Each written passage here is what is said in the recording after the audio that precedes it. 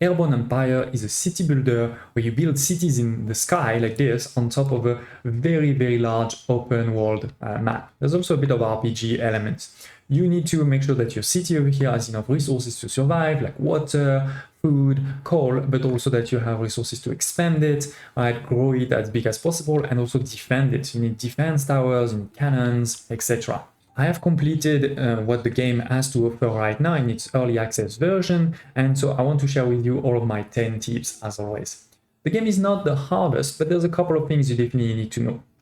First of all, it's not really tips, but just to make sure you know, you can press C to get to your city. Wherever you are, or if your city is moving and you want to move with it, just press C and that will bring your camera back to the city. So let's say that was tip 0, just that can be very useful, especially in fights. Speaking of fights, don't hesitate to pause the game with space when you're in fight. Again, this is not a tip. But let's move into the actual tip. Tip number 1, let's talk about research, everything that has to do with research. You should always be researching. There is a lot of things in the research tree, as you can see, including some that I don't even have now, even if I finish basically the game right now. So you should always be researching. Right? As soon as you finish one, move to the next. They take times in game, so you never want to have the game running without doing your research. But the main tip here that I wanted to share is that you can have multiple academies, and the more academies you have, of course, the more people are going to work there. But the key thing is that it will reduce the time. So instead of a research taking 16 hours, for example, it's going to take 8. So make sure that as your city grows, you build more academies. I think at the beginning, of course, only 1 probably, but soon 2 and even 3 academies, is a good idea. Then let's move to the organization of your city. At the beginning, you will not be able, to move buildings around. You will only be able to dismantle them. But what's worth noting is when you dismantle, you do get resources, so it's not so bad. But there is a way that you'll unlock through the campaign to be able to move buildings. It is basically a sky dock, right? You dock to it, and then while you're docking, you can then move around all of your building as much as you want. Tip number 3, keep in mind, of course, your lift and your tilt. What does that mean? Your lift always needs to be lower, like your weight needs to be lower than the lift that you're providing. Right now, for example, I am providing 270 of lift, and my weight is 264. Every single building, you can look at it, you will always see this number next to the arrow to the top. This is your lift. So a housing block, for example, is going to add 3 weights. A hangar is going to add 7 weights. Versus if you go into lift, this is where you can add more. Right? So a fan, for example, will provide 10 lift, and there's a couple of other buildings that will provide different amounts of lift and sometimes for different amount of coal. Right? So you may want to keep that in mind too. Similarly for the tilt, because of that weight, if you put too much weight on one side, you're going to have a problem. Right? So you want to make sure that your tilt is close to 0 degree, both in terms of front and back, right? So don't put too many things in the front and nothing in the back. And similarly, in terms of right and left. There is some buildings that will actually, provide weight, so they will push your city down. This is something like, your housing blocks of your warehouse. And then there are things that are going to push it up, right? So the fan, for example, will push it up. So this is why it's not just about also putting all of the buildings, the same amount of buildings on one side or on the other. It's probably also being careful what is the weight of each building and what is it providing weight or is it providing lift? Then tip number 4 is my layout that I suggest is, this is not perfect, but this works really well to actually basically go from, your center here and then create 2 large avenues here and there from left to right. And then you start placing the buildings. And sometimes, you place a road in the middle so that you can also place some buildings in the middle. But look at this, right? Like I have, for example, the academy is pretty large, and then you can put a small coal storage. Then you have buildings that are pretty big, like the iron forge or the food silos. You only put 2 without losing much space. Then you have many buildings that are 3 by 3. Usually you can put 3 in one line, right? All of these, for example, we just need a road in the middle like this. Tip number 5, your lamps. Your street lamps are really important to make sure that people don't fall to their deaths. Because if they fall to their deaths, they're gone. Now you need to find somebody else to replace them on the map, and it's not that easy. It's not like the number of people is unlimited. They don't grow, it's not like people make babies. It's actually you need to find them on the map and recruit them, which costs you money, and it's also limited. So you need to avoid for your people to die at all costs, and those lamps are critical. So you go into your buildings, into needs, you're going to have the street lamps, right? And you basically place them every couple of tiles to make sure that you have a full coverage. In this case here, for example, you can see there is one tile that is not covered. So I could add one, and then this is going to move from 99% to 100. Those lights will, by the way, also sometimes avoid fires and things like this, not just there. Tip number 6, as you just saw, I got 2 wood and 3 iron in Pirate Hangar wreckage. Every time you destroy an enemy, be it enemy in the ground or also a destroyer in the sky, they will drop some loot at the bottom.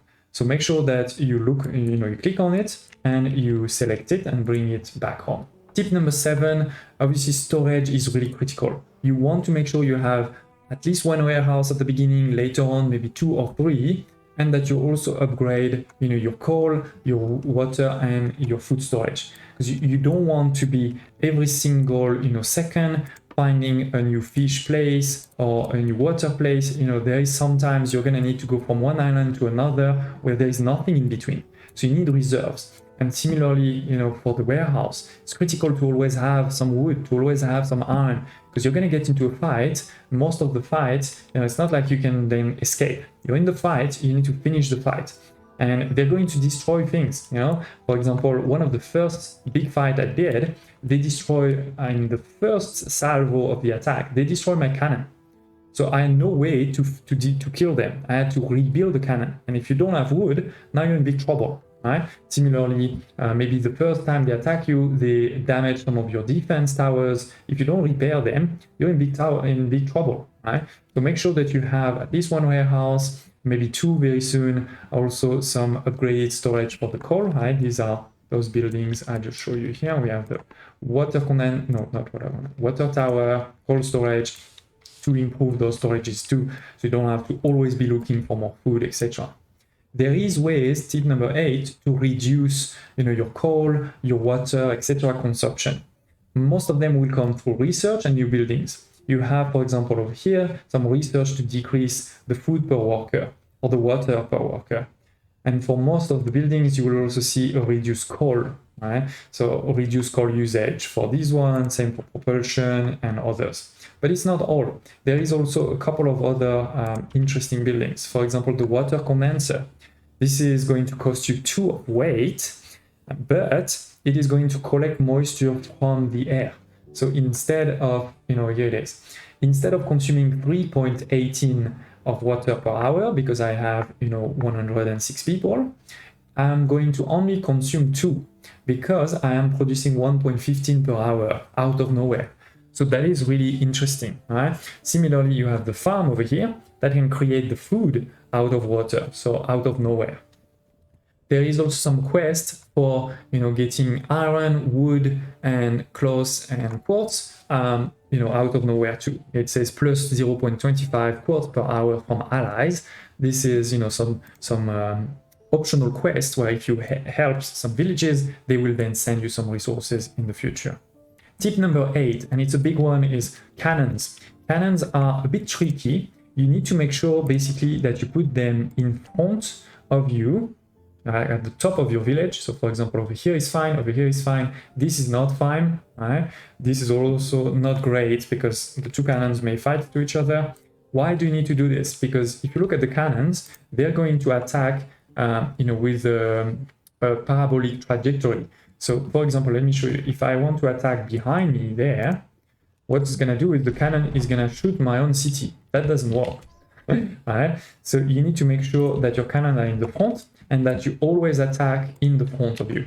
Right? Like this is fine. I'm attacking in the front. So again, make sure you put it in the front and that you always attack in the front. So now if I need to attack somebody behind, you need to turn around. If you don't turn around, you'll be in trouble. If you're still watching, I'll appreciate a like to the video so that more people can discover it with the YouTube algorithm, and it also tells me that you want to see more top tips video in the future.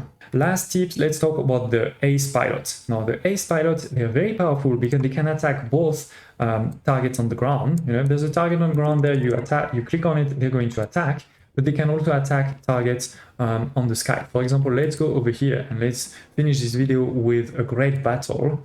So we can see there is some cannons, there is also a hangar, so they're going to send some planes, and there is a destroyer in the sky, so a destroyer in the sky. And basically those ace pilots, they can attack all of these. They can do damage to all of these, so they're really powerful. On the other hand, the Tesla coil, you know, I feel like this is one of the least helpful right now, because they can only attack the small planes that are attacking you, and they can also sometimes attack the not the cannon itself, but the ammunition that the cannon, you know, the cannonball. The cannonball, when it's close to you, if you do a Tesla coil, it should destroy it. But again, I feel this is one of the least useful. So it is, they're starting to send some small pipe plane. This one will also be in range to me soon. I can also check my range, right, by just clicking on one.